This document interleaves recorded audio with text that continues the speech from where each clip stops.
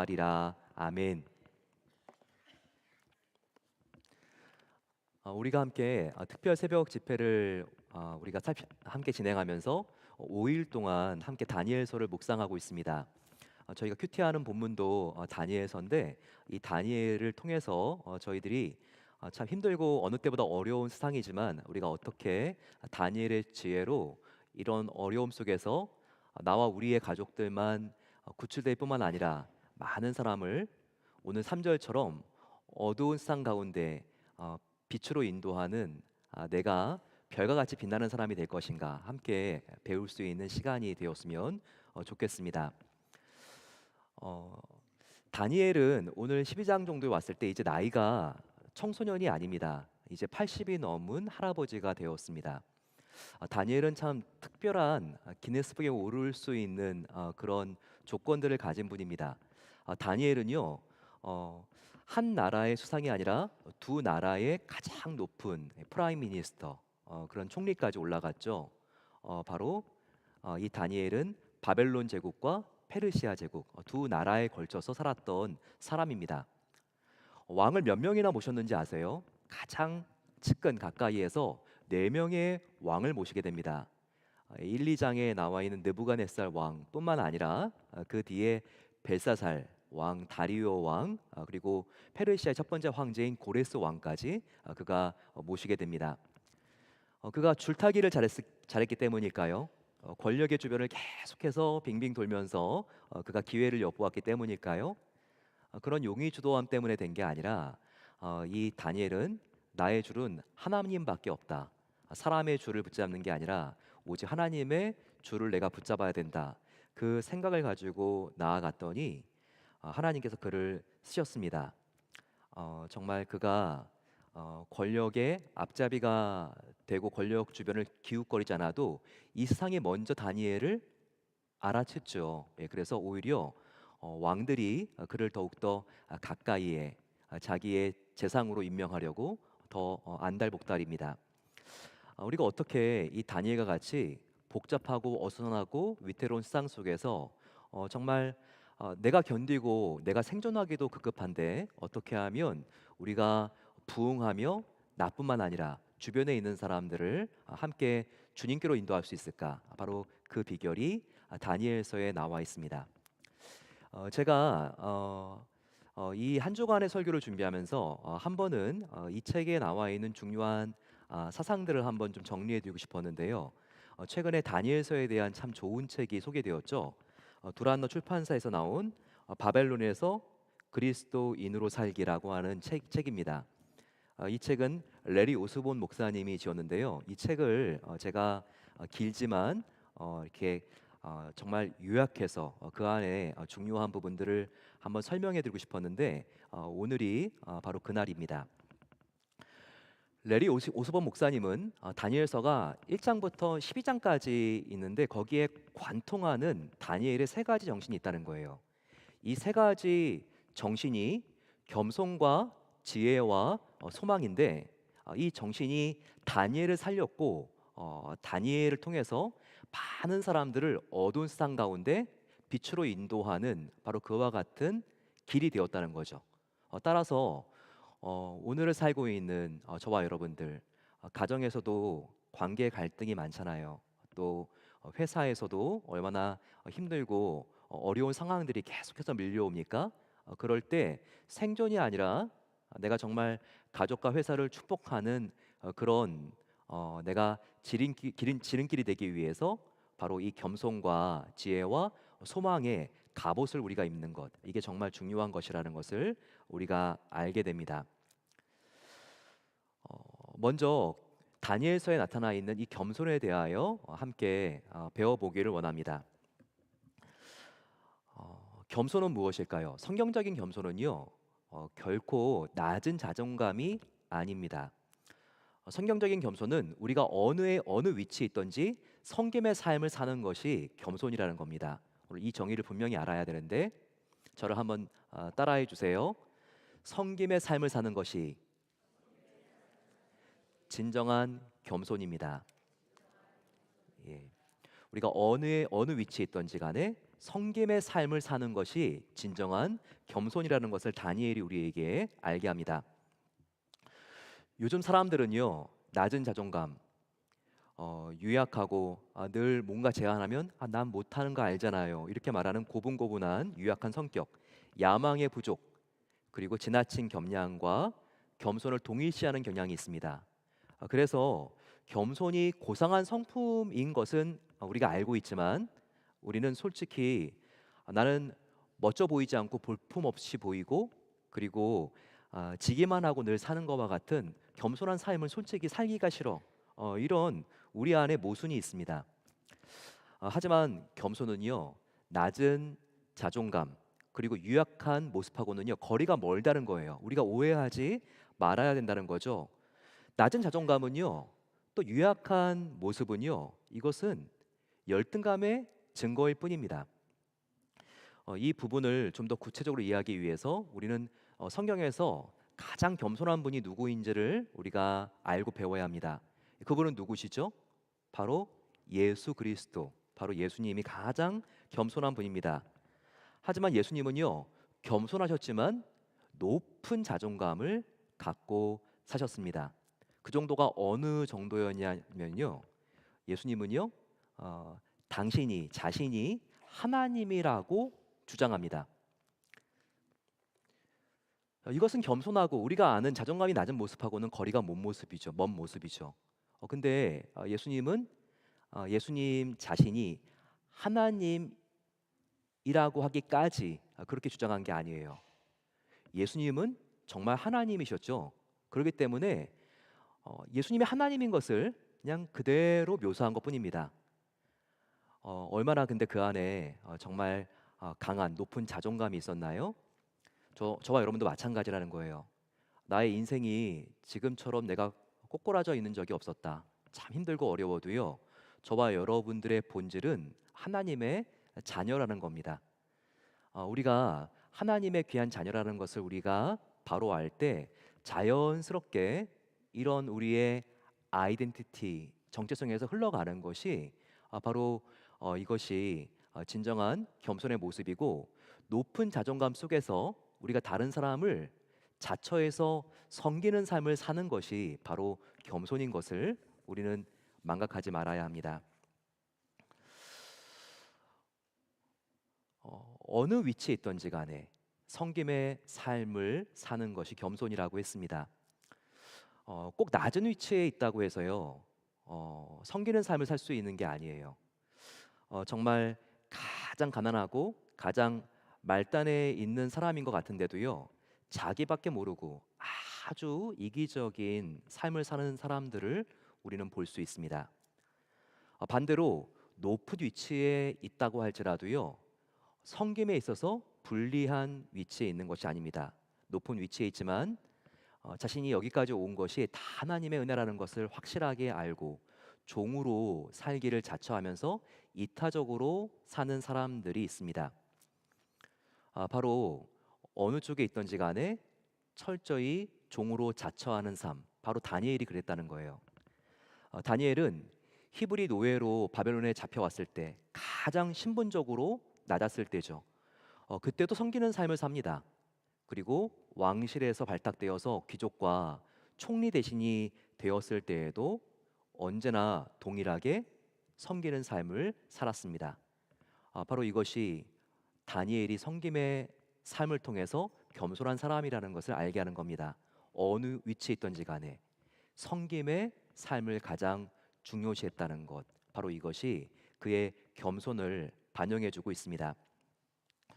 심지어 다니엘은요, 섬기지 않아도 될 사람들까지 섬깁니다. 왕실에 훈련받을 때 다니엘이 환관장을 섬기고, 또 이장에서 왕의 꿈을 행하지 못해서 다 어렵게 되었을 때 그가 그 왕실의 경호 대장이었던 아리옥을 섬기는 모습을 보시기 바랍니다. 또한 다니엘은요, 나와 가치관이 다른 사람이나 심지어 나의 신변에 위협을 강하는 원수들까지 그는 섬깁니다. 다니엘은 꿈을 해몽하지 못해서 위기에 내몰린 자기와 가치관이 다른 박수, 무당, 술사들을 긍휼히 여기고 섬기잖아요. 또한 자기의 민족을 살육시키고 성전과 성벽을 다 무너뜨린 장본인이었던 정복자 느부갓네살 왕과 바벨론 왕들을 그는 정성을 다하여 섬깁니다. 현대 사람들이라고 하면요, 뭐 이런 민족의 변질자 다니엘이 다 있어, 이렇게 부를 수도 있죠. 하지만 이와 같은 다니엘의 섬김으로 궁극적으로 느부갓네살 왕과 다리오 왕은요, 하나님이 참신이라고 그들은 고백을 합니다. 변함없는 다니엘의 이와 같은 섬김의 삶을 통해서요. 이와 같이 어느 위치에 있으나 항상 그의 건강이 좋을 때나 나쁠 때나, 경제적인 사회적인 위치가 높을 때나 좋을 때나, 낮을 때나 어려울 때나 항상 섬김의 삶을 살았던 이 다니엘, 그는 바로 우리에게 진정한 성경적인 겸손이 무엇인지를 보여주는 표상입니다. 예수님이 또한 이 모습을 우리에게 정확하게 보여주죠. 예수님은 하늘에 계신 하나님의 아들이었지만 이 땅에 오셔서 제자들의 발을 씻으셨습니다. 그리고 우리를 위하여 죄의 종이 되어 주셔서 십자가에 달려 죽으신 가장 귀한 섬김의 삶을 살았죠. 우리도 예수님과 다니엘처럼 인생의 어느 계절이나 어느 위치에 우리가 서 있던지 변함없는 섬김의 삶을 살아가는 진정한 겸손한 성도가 되시기를 축원합니다. 두 번째, 다니엘에게 두드러지는 특징은 바로 지혜라는 거예요. wisdom. 특히 다니엘에게는 어떤 지혜가 있었는가? 내가 정말 집중할 것과 포기할 것을 구별할 수 있는 지혜가 있었다는 것입니다. 다니엘서를 보게 되면요, 1장부터 12장까지 계속해서 나타나는 것이 다니엘의 단호함, 그리고 또한 이완 대조되지만 다니엘의 유연성, 이 두 가지가 서로 상반되는 개념 같지만 계속해서 다니엘의 성품과 다니엘의 말하기와 다니엘의 리더십을 통해서 이것이 계속 조화를 이루며 나타나는 것을 볼 수 있습니다. 바로 다니엘에게 나타나는 믿음의 단호함, 사랑의 유연성, 이 두 가지를 눈여겨본 사람이 있었다면요, 다니엘서를 제대로 본 거예요. 이 두 가지 라이프 스타일이 계속해서 교차하면서 이 다니엘서 1장부터 12장까지 흐르고 있습니다.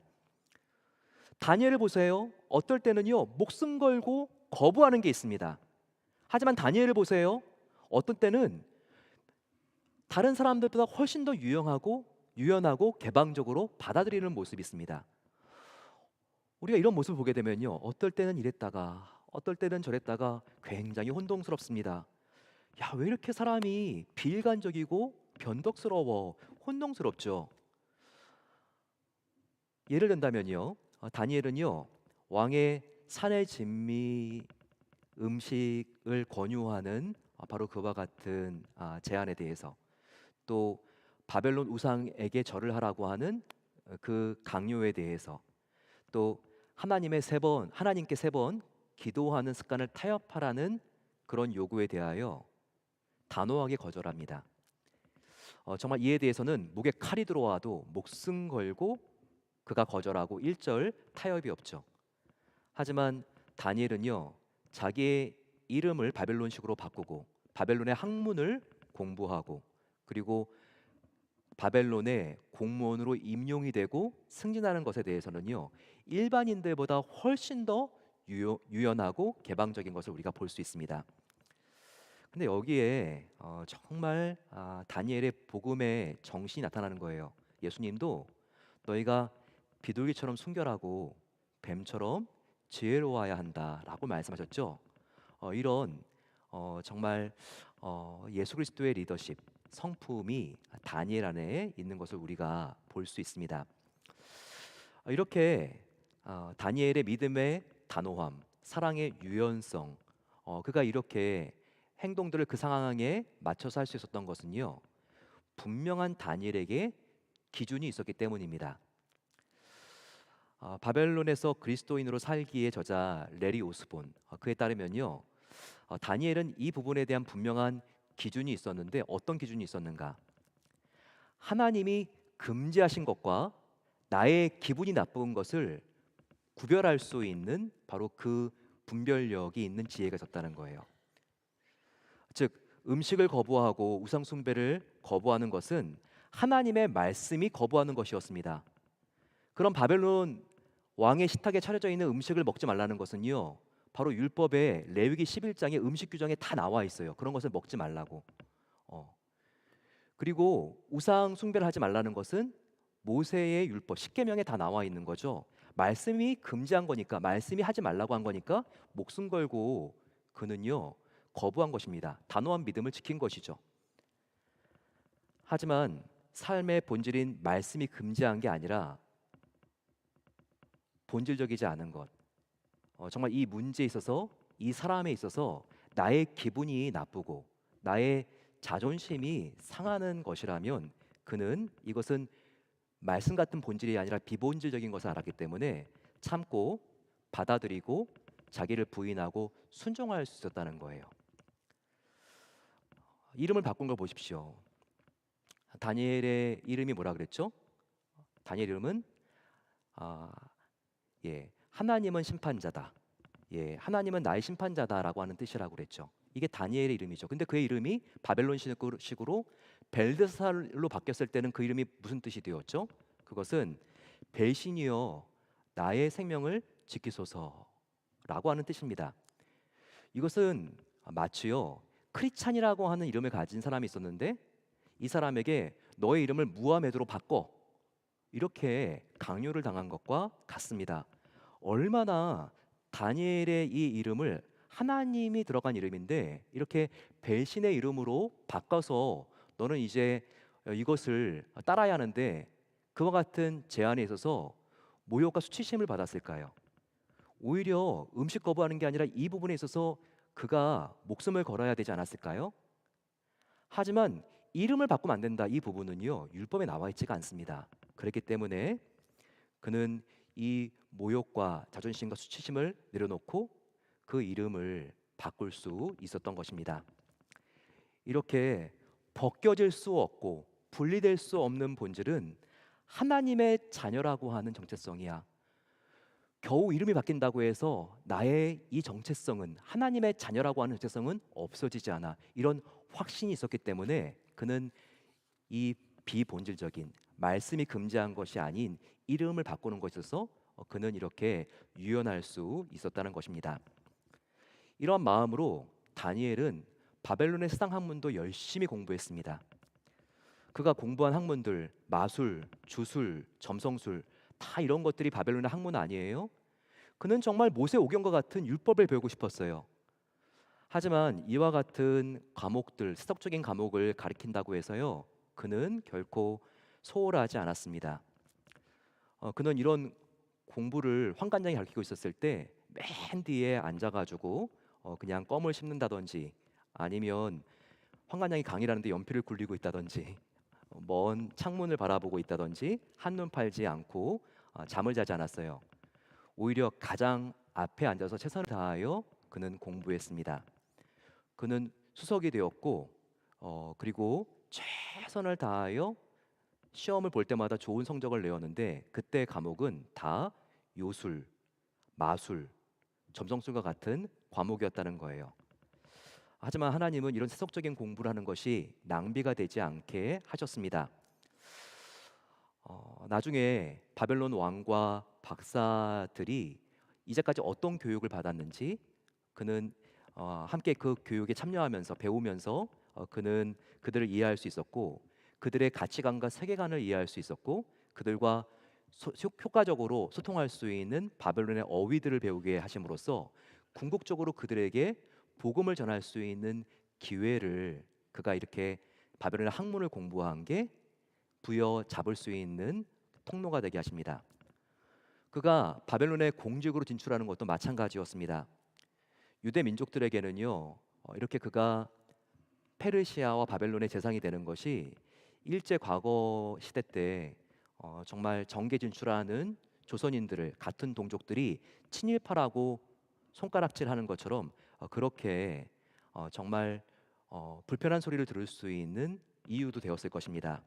하지만 다니엘은 사람들의 시선과 소리와 소문에 의식하지 않았어요. 제국의 가장 높은 왕 다음의 자리에 올라갈 때까지, 그리고 그런 기회가 올 때마다 주저하지 않고 그는 기도하면서 올라갔습니다.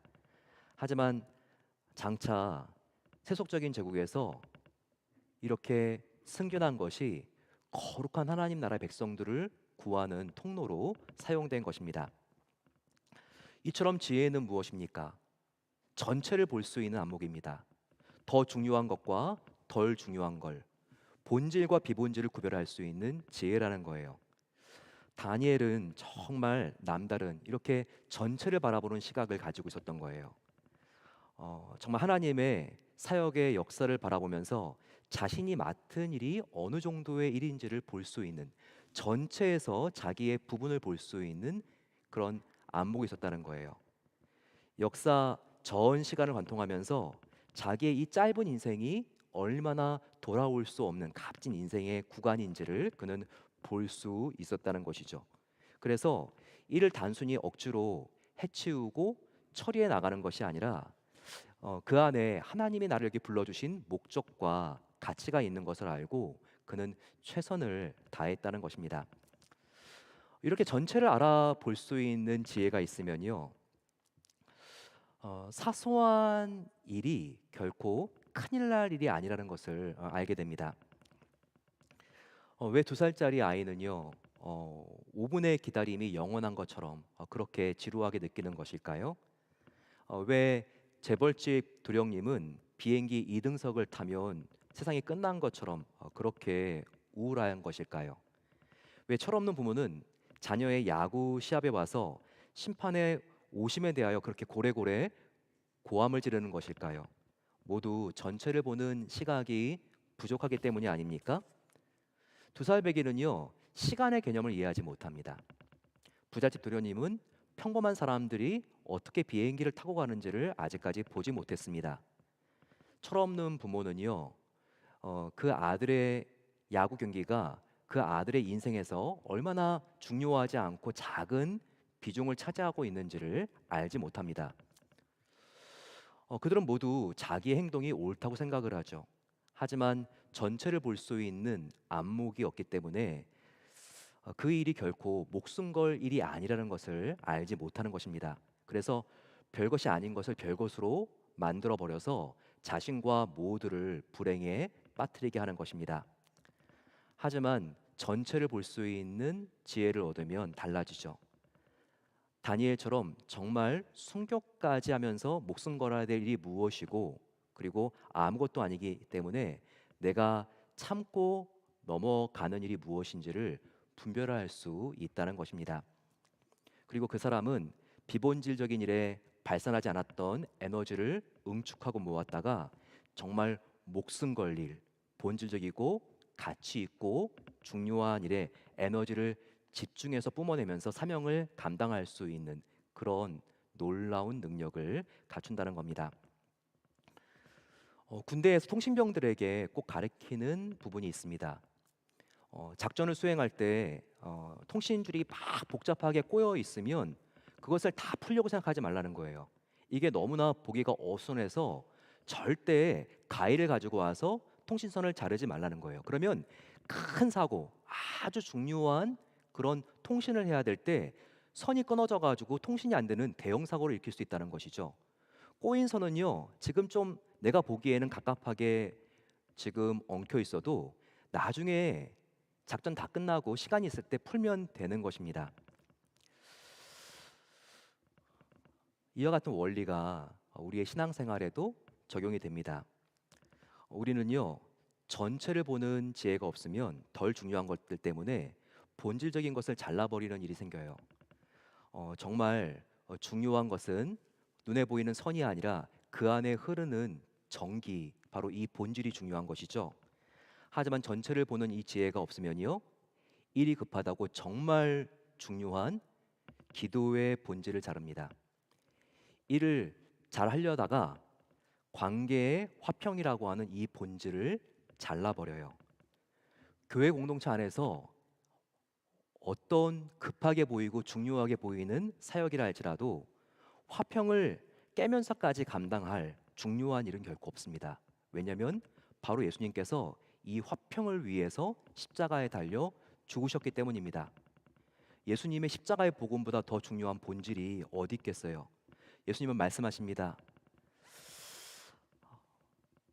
그는 우리의 화평이신지라 둘로 하나를 만드사 십자가로 중간에 막힌 담을 허시고, 바로 예수님께서 우리의 막힌 담을 허시고 화평을 이루기 위해서 십자가에 달려 죽으신 것입니다. 마지막으로 소망. 정말 다니엘은 소망의 사람이었죠. 소망은 매일 남의 성공을 기웃거리면서 내 인생도 저렇게 잘 풀리면 좋겠다. 단순한 바램이거나 아니면 긍정의 힘과 같은 그런 심리학적인 기제가 아닙니다. 난 어떻게든 할 수 있어. 잘 되는 나야. 이렇게 자기 확신에 가득 찬 그런 긍정의 심리학이 아니라는 거예요. 바로 이 다니엘서를 관통하는 소망은 무엇입니까? 바로 그것은 소망은 예수 그리스도라는 것입니다. 이것이 얼마나 귀합니까? 바벨론의 그 우상, 바벨론을 상징하는 그 금머리부터 정말 이 발가락에 이르는 쇠와 또한 흙이 섞여 있는 현대 시대까지. 하지만 결국 이와 같은 이 세상은 무엇에 의하여 결국은 쓰러지고 정복됩니까? 뜨인 돌, 예수 그리스도에 의해서 결국 시간의 역사는 완성되고 예수님이 승리하시고 예수님 안에 있는 우리가 승리하는 것입니다. 어떤 어려움이 있다 할지라도 승리하신 예수님이 소망인 것을 믿으시고 더욱더 소망 대신 예수님을 바라보고 승리하게 되시기를 간절히 축원합니다. 우리 함께